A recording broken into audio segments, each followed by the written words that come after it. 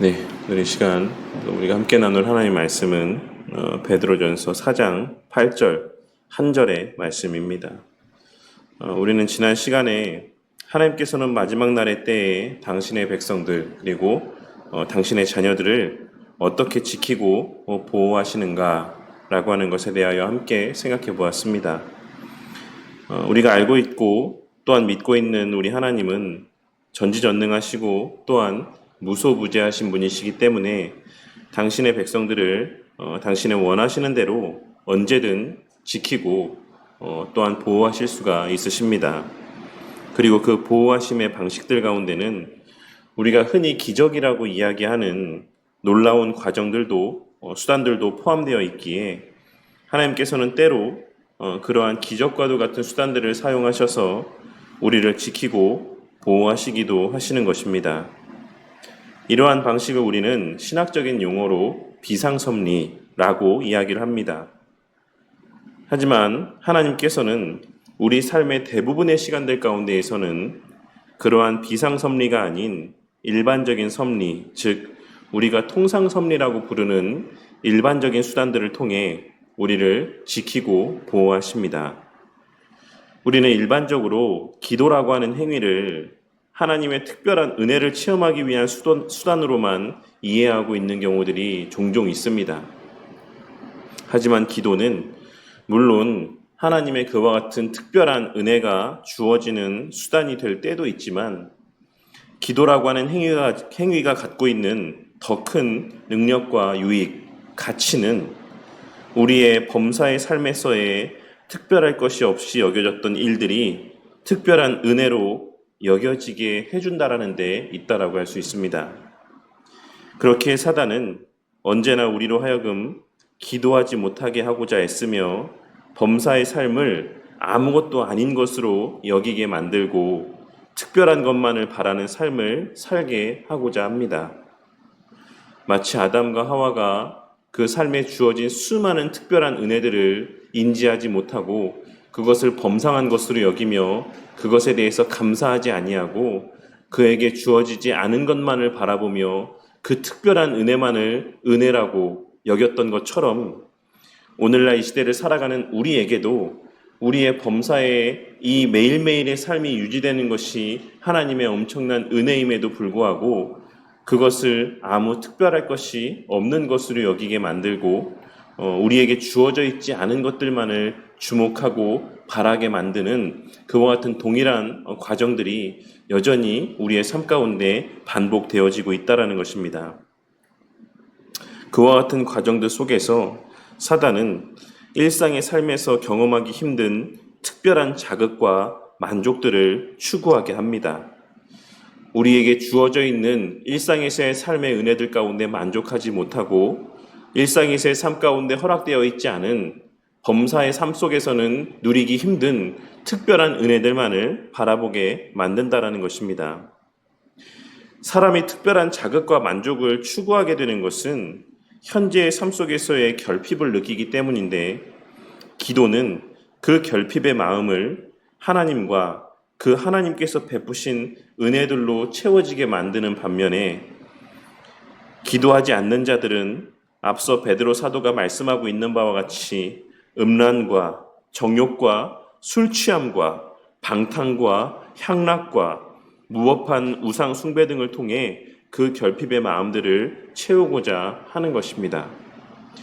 우리는 지난 시간에 베드로전서 4장 7절에 기록된 말씀의 의미가 정신을 차리고 근신하여서 기도해라 라고 하는 의미가 아닌 기도하기 위해서 정신을 차리고 근신해라 라고 하는 의미의 말씀인 것을 함께 살펴보았습니다.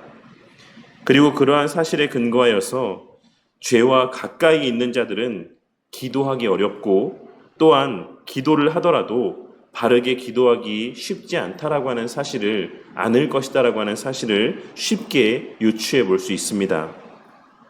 그리고 그런 맥락에서 우리에게 철로역정이라고 하는 책으로 서적의 내용으로 잘 알려져 있는 존 버년이라고 하는 분은 기도는 죄를 죽이고 죄는 기도를 죽인다라고 하는 유명한 말을 고백하였던 것이라고 할 수 있는 것입니다.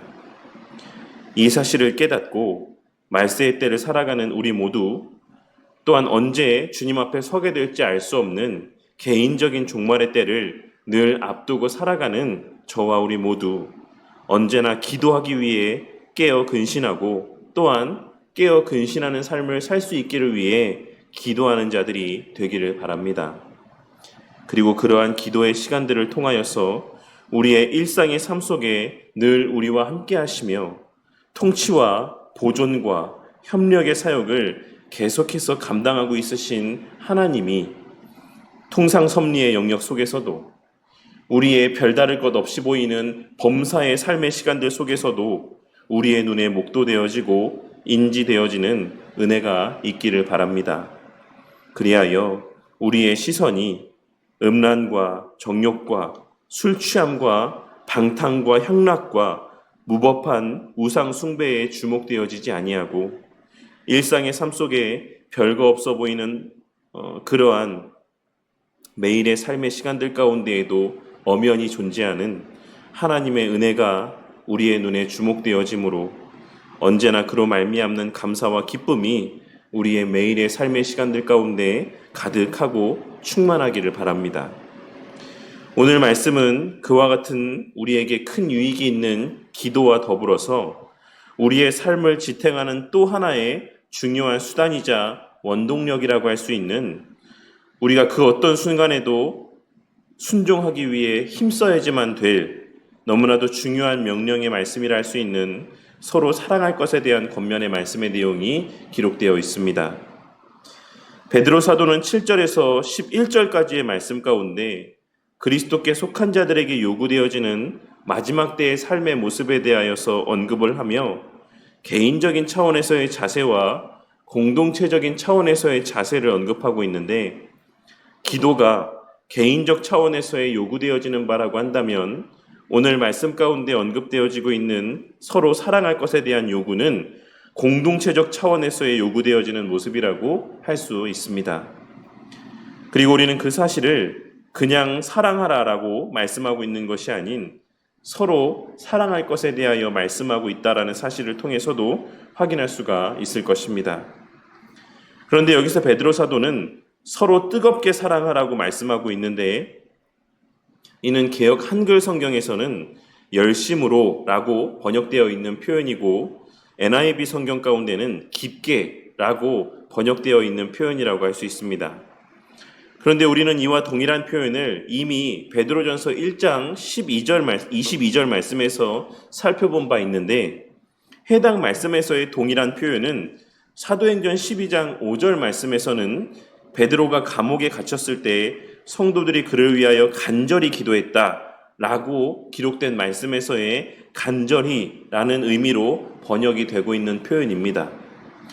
그러니 이러한 여러 의미들을 종합적으로 고려해 보았을 때 오늘 말씀 가운데서 베드로 사도가 당시 성도들에게 요구하고 있는 사랑의 정도는 그냥 일반적인 삶의 원리로서의 사랑의 어떤 모습이라기보다는 그보다 훨씬 더 깊고 훨씬 더 적극적이고 열심 있는 사랑의 모습을 말씀하고 있는 것이다라는 사실을 확인할 수가 있는 것입니다. 그리고 이어서 그와 같이 서로 뜨겁게 열렬히 적극적으로 사랑해야지만 되는 이유에 대해서 말씀하고 있는데, 그것이 바로 8절 하반절에 기록된 바와 같이 서로의 허다한 죄를 덮기 때문이라고 말씀하고 있는 것입니다. 한글 번역 성경에는 왜냐하면이라고 하는 헬라어의 호티라고 하는 표현이 번역되어 있지 않은데, NIV 성경에도 헬라어 원문의 그 표현이 번역되어 있어서 NIV 성경 가운데는 because라는 표현이 삽입이 되어 있는 것을 확인할 수가 있습니다. 그렇다면 여기서 베드로 사도가 말씀하고 있는 서로 사랑하는 것이 서로의 허다한 죄를 덮어준다라고 하는 것은 어떤 의미라고 할 수가 있겠습니까? 칼빈 선생님은 여기서의 이 표현이 잠언 10장 12절에 기록된 말씀의 인용이라고 설명을 하고 있습니다. 제가 잠언 10장 12절 말씀을 봉독하도록 하겠습니다. 미움은 다툼을 일으켜도 사랑은 모든 허물을 가리느니라. 물론 이 본문 말씀에 대한 해석에 있어서의 여러 의견들이 분분하긴 하지만 저는 칼빈 선생님의 견해가 가장 합당한 견해라고 생각을 합니다. 왜냐하면 이 베드로전서에서 베드로 사도가 계속해서 강조하고 있는 것은 이 세상 속에서 그리스도인이 어떤 삶을 살아가야지만 되는 것이고, 세상 사람들이 보기에 그리스도인의 삶의 모습은 어떻게 비춰져야지만 되는가라고 하는 것을 계속해서 강조하고 있는데, 그러한 권면을 하면서 베드로 사도는 가장 먼저 무엇에 대해서 언급을 했었습니까? 교회 안에서의 하나됨, 교회 안에서의 서로를 사랑함, 교회 안에서의 그 관계의 온전함에 대해서 강조를 했기 때문에 그렇습니다. 그러니 베드로 사도는 교회 안에서 서로 뜨겁게 사랑하는 것을 가장 우선의 가치로 두고 살아갈 것을 이야기하며, 그래야만 교회가 진정으로 하나 될 수 있는 것뿐만 아니라 또한 죄 문제에 대하여서도 함께 싸울 수 있다. 그 죄의 문제를 이겨낼 수 있다라고 말씀하고 있는 것이라 할 수 있는 것입니다. 오늘은 이 한 절 말씀의 의미만 함께 나누도록 하겠습니다. 그리고 다음 시간에 그 구체적인 실천의 모습으로 말씀하고 있는 9절에서부터 11절까지의 말씀의 의미를 함께 나누도록 하겠습니다. 저는 꼭 오늘 말씀을 보았기 때문만이 아니라 최근에 교회가 무엇인가, 또 교회는 어떤 교회가 되어야만 하는가라고 하는 것에 대해서 좀 고민할 때가 많이 있습니다. 바른 교리와 바른 교회 정치와 전도와 양육과 내적, 외적 성장에 있어 어느 정도의 가치를 배분해야지만 되는가, 분배해야지만 되는가라고 하는 것에 대한 고민이 많이 있는 것입니다. 우리가 교회를 오직 구원받은 자들의 공동체로만 여긴다라고 한다면 교회는 성도들에게 성도로서의 보다 엄격한 기준들을 제시하게 될 것입니다.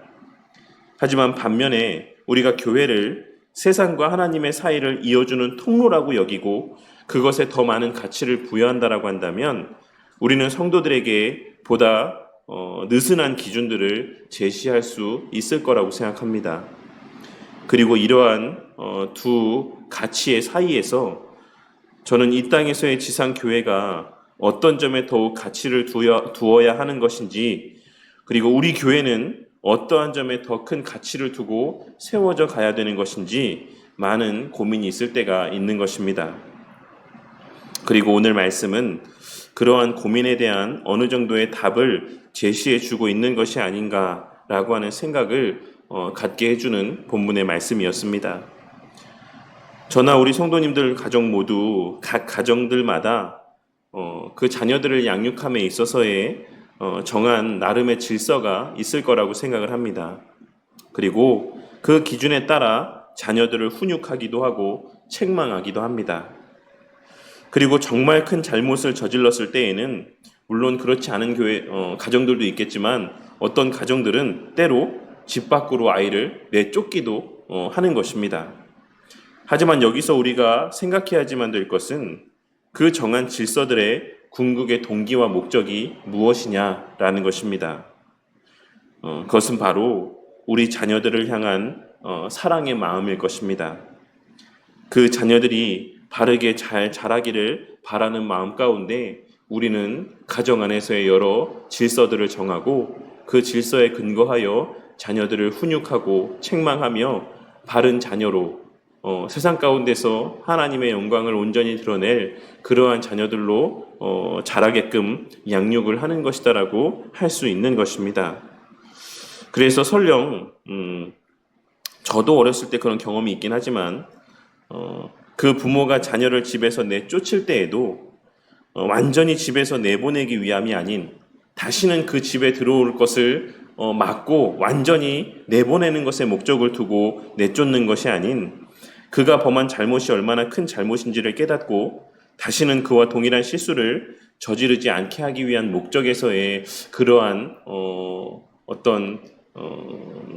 책망들을 하기도 하는 것이고, 계속하여 가족 공동체의 일원으로 살아갈 것이 전제된 내쫓음이라고 하는 것을 우리는 잘 알고 있는 것입니다. 최근에도 제가 실명을 거론할 수는 없지만 제가 아는 분의 가정에서 자녀 한 분이 쫓겨남을 당했던 적이 있었다라는 이야기를 제가 들었습니다. 그래서 이제 한참이 지나서 이제 그 부모님이 이제 아이를 찾아보니까 이제 어느 특정한 장소에 이렇게 가서 있었다. 라고 하는 이야기를 들었습니다. 그래서 이제 거기서 잘 또 타이르고 이야기를 해서 이제 다시금 집으로 데리고 돌아와서 네, 이번 캠프에도 잘 참석해서 즐겁게 시간을 보내는 것을 보았는데 우리가 그와 같이 가정 안에서 정말 큰 잘못을 저질렀을 때 그 아이를 집 밖으로 이렇게 내보낸다라고 할지라도 그 부모의 마음은 그 자녀를 다시는 보지 않겠다라고 하는 마음에서라기보다는 이제 그러한 과정들을 통해서 다시금 가정으로 돌아올 때에 그 잘못된 모습들이 교정되어져서 정말 그 가정의 일원으로서 잘 자라기를 바라는 마음들이 전제되어져 있음을 우리는 잘 알고 있는 것입니다. 이와 마찬가지로 교회 안에도 여러 질서가 있고 그 질서를 따르지 않을 때에는 그에 따른 징계들이 있습니다. 그리고 그 징계의 가장 마지막에는 출교라고 하는 징계의 단계가 있습니다. 하지만 우리는 출교의 목적이 교회의 순수함과 순결함을 보존하기 위한 목적에서에 행하여지는 징계인 것은 잘 알고 있지만 그럼에도 불구하고 그 궁극의 목적이라고 하는 것이 그처럼 이러한 성도 잘라내고 저런 성도 내보내며 그러한 어떤 면에서의 교회의 순결을 유지하기 위함이라기보다는 그러한 성도들이 그러한 과정을 통해서 자신의 부족과 연약을 또 죄된 모습을 깨닫고 다시금 더욱 온전한 성도로서의 모습을 갖추고 교회의 일원으로 되돌아오기를 바라는 마음에서의 권징을 행하는 것임을 우리는 잘 알고 있는 것입니다. 하지만 오늘날 교회 안에서는 그와 같은 징계의 모습을 찾아보기가 정말 쉽지 않습니다. 오늘날 이 시대 교회 가운데에는 왜 그와 같이 성도들을 향한 책망, 징계의 모습이 사라진 것이라고 생각하십니까? 좋게 보자면 그만한 책망할 것이 없기 때문이라고도 할 수가 있을 것입니다. 하지만 불행하게도 그러한 이유에서 오늘날 교회 안에 징계의 모습, 권징의 모습이 사라졌다라고 이야기하기에는 오늘날 세상 사람들이 바라보는 교회의 모습은 너무나도 형편없는 것 같습니다. 세상 사람들이 보기에도 납득하기 힘든 사람들의 모습들이 교회 안에 교인이라고 불려지는 사람들의 행함을 통해 버젓이 드러나고 있는 것을 우리가 너무나도 쉽게 목도하고 있는 것입니다. 그렇다라고 한다면 그와 같이 권징의 거리들이 분명히 존재하고 있는데 왜 교회들마다 권징이 사라진 것이라고 할 수 있겠습니까? 여기에는 많은 이유들이 있겠지만 우리는 하나님 말씀 가운데서 그 이유를 한번 생각해 볼 수 있을 것입니다. 히브리서 기록자는 히브리서 12장 7절과 8절 말씀에서 징계는 다 받는 것이거늘 너희에게 없으면 사생자요 친아들이 아니니라 라고 말씀하고 있습니다.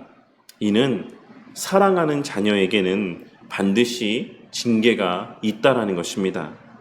그리고 이를 통하여서 교회에서 권징이 행하여지는 것 또한 그 성도를 진심으로 사랑하는 하나의 사랑하고 있다라는 사실에 대한 반증이 된다라고 하는 것을 우리는 이러한 하나님의 말씀을 통해 생각해 볼 수가 있는 것입니다.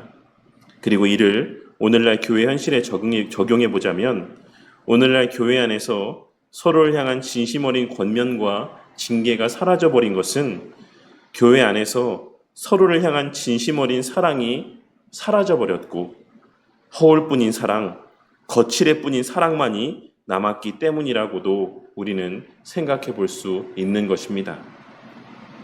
오늘 말씀에서의 허다한 죄를 덮는다 라고 하는 이 표현의 의미는 단순히 죄를 모른 척 한다라는 것을 의미하는 표현이 아닙니다. 이에 대해서 WBC 주석에서는 베드로전서의 맥락 속에서 덮다라는 의미가 죄를 불법적으로 은폐한다거나 죄를 속한다라는 것을 의미하는 것이 아니라 죄를 말소하거나 사라지게 한다라는 것을 의미한다라고 설명하고 있습니다. 그리고 그것은 오직 그리스도 안에서의 공동체적인 사랑을 통해서만 가능한 것임을 베드로 사도가 말씀하고 있다라고 이 본문의 말씀을 설명하고 있는 것입니다. 무슨 말입니까?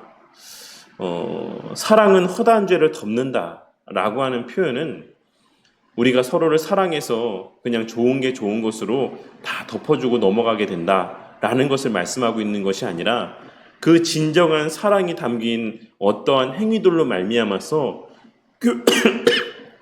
교회 공동체 안에서의 죄 문제가 완전하게 사라지게 된다라는 것을 말씀하고 있는 것입니다. 그러니 여기서의 사랑의 행위라고 하는 것, 이 말씀의 이면에 자리하고 있는 이 사랑이 내포하고 있는 행위들 가운데는 무조건적으로 모든 것을 다 포용해주고 그냥 모든 것들을 다 이해해주는 것만을 의미하는 것이 아니라 앞서 제가 언급했던 것처럼 그 죄를 드러내고 그 죄에 대해서 책망하는 것까지도 포함되어 있다라고 할 수가 있는 것입니다. 하지만 그와 같은 과정들 속에서 우리가 꼭 기억해야 되는 것이 무엇인지에 대해서 WBC 주석 가운데서 언급하고 있는데 그것이 바로 그리스도 안에서의 공동체적인 사랑이 전제된 권면과 책망과 징계만이 그 성도들로 하여금 그 죄로 인한 자신의 부족과 연약들을 깨닫게 만들고 다시금 그것을 회개하며 교회 공동체 안으로 돌아오게 만든다라고 하는 의미가 담겨져 있다라고 할 수가 있는 것입니다. 오늘 말씀을 통하여서 우리가 교회 공동체 안에서 애쓰고 또 정말 가치를 두어야 하는 것이 무엇인가라고 하는 것을 다시 한번 깨닫게 되는 은혜가 있기를 바랍니다. 우리가 누군가에게 그의 잘못에 대하여 이야기할 때에는 그 전에 반드시 전제되어야만 하는 조건들이 있습니다. 그것은 바로 그 사람이 자신을 진심으로 사랑하고 있다라고 하는 그 사랑에 대한 인지와 자각이 전제되어져 있어야지만 된다라는 것입니다. 만일 그와 같은 서로 간의 사랑의 관계가 형성이 되어 있지 않다라고 하면 우리가 누군가를 향해서 하는 권면의 말들은 그저 잔소리로 여겨지고 듣기 싫은 말 한마디에 불과하게 여겨질 것이다라고 생각을 합니다. 그렇기에 그런 맥락에서 베드로 사도는 지난 시간과 이번 시간 우리가 함께 살펴보고 있는 말씀에서와 같이 교회가 하나됨에 있어, 그리고 교회가 온전히 세워짐에 있어, 그리고 교회가 교회다운 모습을 세상 가운데 증거되어짐에 있어 그 과정에서의 우리가 누군가에게 사랑의 권면을 내뱉음에 있어 기도와 사랑이 전제되어 있어야지만 된다라는 사실을 이 7절과 8절의 말씀을 통해 우리에게 증거하고 있다라고 할 수 있는 것입니다. 최근에 우리에게도 잘 알려져 있는 지구촌 교회라고 하는 유명한 교회의 후임 목사님의 중도 사임 문제로 인해서 여러 말들이 많습니다. 처음에 지구촌 교회를 개척하셨던 이동원 목사님 외에 그 이후에도 목사님 한 분이 이제 사역을 하셨었는데 중도에 이제 사임하시고 제가 알기로 예전에 아프리카 쪽으로 선교 가신다라고 제가 이야기를 들었었습니다. 그래서 이제 그 목사님 사임하시고 또 새로 후임 목사님이 오셨는데 그 목사님이 몇 년 되지 않아서 이제 이번에 사임을 하시게 되었습니다. 그래서 그 일로 인해서 많은 이제 이런저런 말들이 오르락 내리락 하고 있는데 그 원인은 이제 그 목사님이 교회에서 갑작스럽게 사임을 하게 되신 원인은 목사님과 사모님의 지나친 재정 사용 문제 때문이었다라고 이렇게 밝혀지게 되었습니다. 사모님이 한 해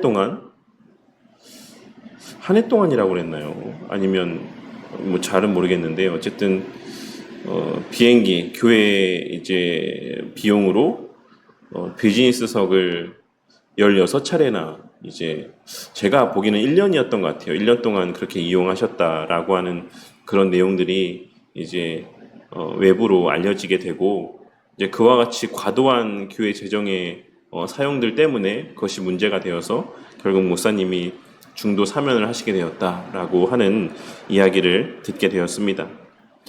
그런데 이 일로 인해서 가장 많은 쓴소리를 내뱉고 있는 것은 참 아이러니하게도 세상 사람들이 아닌 기독교인들입니다.